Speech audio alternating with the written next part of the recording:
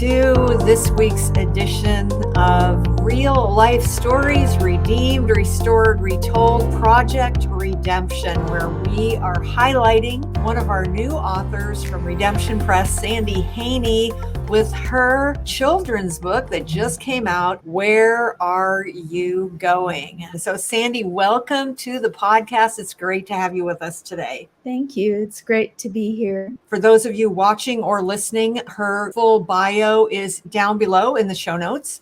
I would love to start and just to set the tone of this time together by hearing from you, Sandy, one of your favorite Romans 8:28 examples of how God has just worked all things together for good for you, even though the experience started out looking like there could be no good thing to come from that. I love how he is a Romans 8:28 God, and he loves to show himself faithful. So I would just love for our listeners to hear how he has done that in your life. Sure. Well, Isaiah 62:4 says, "You will no longer be called forsaken." The Message puts it a different way and says, "You will no longer be called rejected, but instead, you will be called accepted. You will be called my desire." And I just think that's the greatest thing, that God is doing cartwheels over having relationship with us.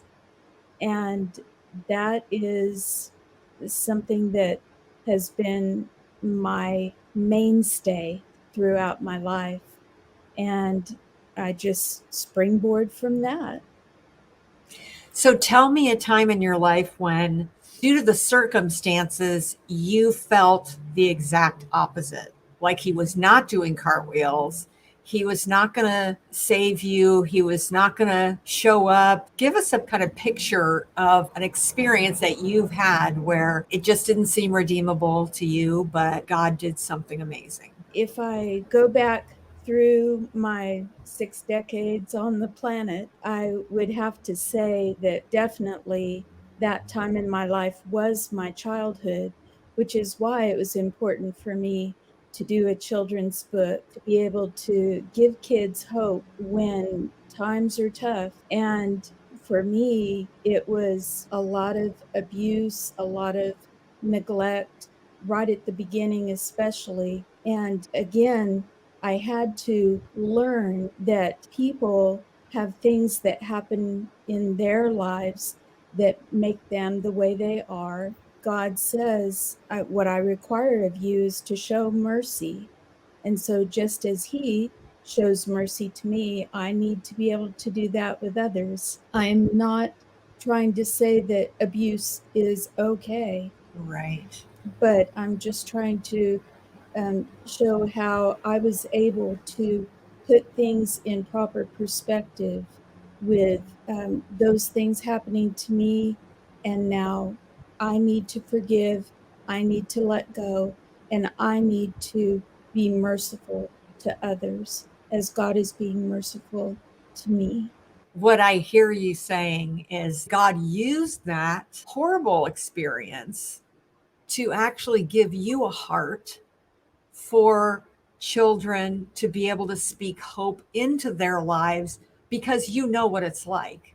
And so Right. God brought that good. Now, the good that he brought out of it was not declaring that the abuse was good. Great point. That's not what Romans 8:28 means. What it means is that even that pain and that abuse that was you had, it wasn't like you did something to deserve it. That was someone else's sin. They sinned against you. But God, even because he comforts us in those painful memories, moments, even years and years and decades after we've gone through that, he will use that to not only allow us to give comfort to others, which is what I hear you saying.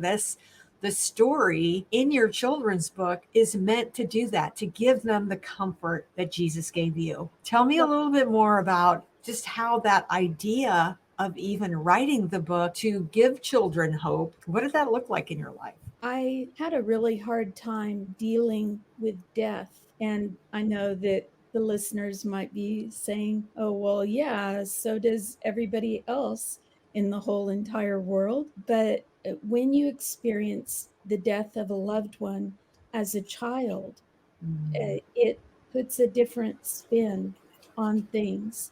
And for me, I lost my grandmother who raised me when I was 14, just barely 14. And learning to get through that experience, that was something that needed to happen with God's grace and being able to teach children that God's grace is what can get them through as well, is what it's all about. So then that loss, you having to do, especially at that's such a crucial time, you know, in life, being a tween, going into teenage years, just all the upheaval emotionally, hormonally, just all the things to have that loss to deal with. My guess is that that loss triggered some of the other abuse and things that happened earlier in your life. It's like that's how the enemy likes to just stir us up and cause us to believe his lies about us.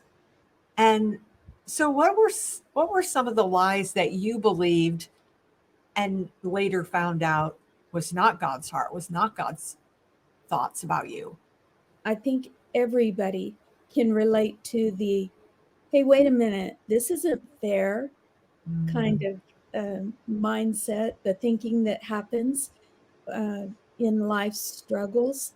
And that was totally going on for me. My grandmother and I got into an argument, as kids who are barely 14 will tend to do. And, they're trying to establish their independence. Parents and caregivers, they feel like they know what's best. And so it's easy to get into arguments. And our argument happened to be over the dishes. Sandy, you didn't do the dishes. They're all piled up at the sink. What's going on? And I'll get to them, and that kind of thing. In the middle of our argument, she had a massive heart attack and died. There was a lot of guilt, of course, and then starting to think about things like God allowed this to happen because I'm a bad person. He's punishing you for Right. arguing. And it happened 3 weeks before Christmas. But because I had accepted the Lord when I was 5 years old, I had a relationship with Him. I knew what it was to run to my faith in trials. That helped so much. Survivor's guilt is real. So would you say that defining that loss in your life that made you feel like you did that to her and it's your fault, and all the lies, all the condemnation, accusation that the enemy loves to bring, did you feel like that was kind of a turning point for you where the mercy and the comfort that you needed then that you didn't have, did that help birth that desire in you to write the story and have it be something that really would minister to kids? Absolutely. My grandmother was a very harsh, cruel person, but she also had a very difficult background. Right. And coming from her own painful past is something that made her the way she was. She didn't believe that you told a person, I love you. You show love. Only she didn't know how to do that either. It was a situation of just trying to figure out, okay, did she ever love me? Did she care about me? And then at that Christmas after she passed away and everybody was gathered around the tree opening presents, I was sitting in the corner. Of course, opening presents was the last thing I wanted to do. And the family said, there's one box we want you to open, that big box over there. And I did, and there was an electric typewriter in the box. And my grandmother had picked that out before she passed away. Wow. And she knew that I wanted to be a writer. I didn't think she ever paid attention to me saying, I want to be just like John Boy Walton, and I want to be a writer, and things like that. But she was paying attention to it. And so that, knowing that she really did love me, she just didn't know how to show it, that changed everything. Wow. And I realized that writing, which had always been my security blanket, that was something that I was meant to do. I love that. Well, that's a great segue into hearing a little more about your new book. Where are you going? So let's start with, how did you have the idea to write this story, and what is the main message of the book? You know, just like everyone else, COVID hit with a vengeance, and I lost 7 family members in 10 years. And so not all of it was COVID, but some was. And, you know, just like everyone else, it's a lot of loss in a very short amount of time. And most recently was my uncle, who was more like my brother, going through, again, guilt. I was supposed to be out there taking care of him. Just if he'd have just hung on a few more days, I was going to be out there to be his caregiver while he had hip replacement surgery, and he didn't hang on.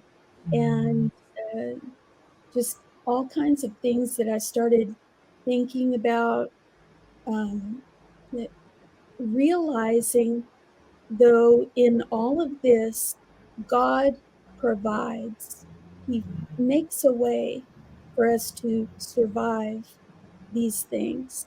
And that was the message that I wanted to get out.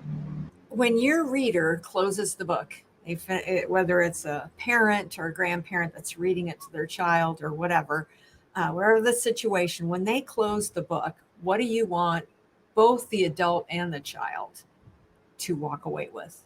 That heaven is worth it. That heaven is worth it. Amen.